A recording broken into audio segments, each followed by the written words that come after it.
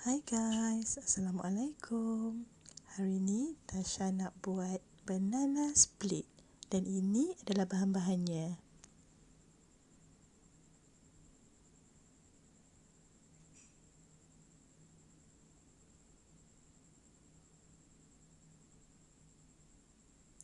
Susun 2 biji pisang montel. Masukkan 2 skop aiskrim. Tasha guna aiskrim vanila chocolate chip.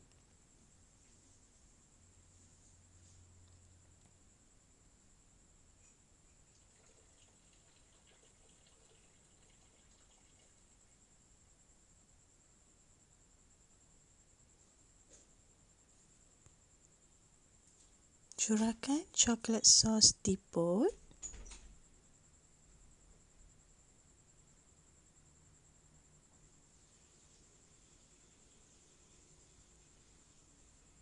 Caramel sos tiput.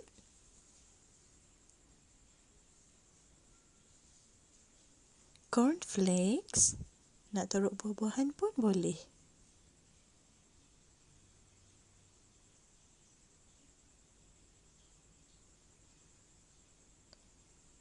Dan hiaskan sekali lagi dengan coklat sos.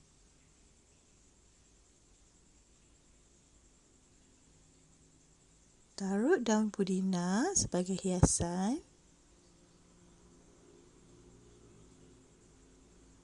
Dan juga payung comel gitu.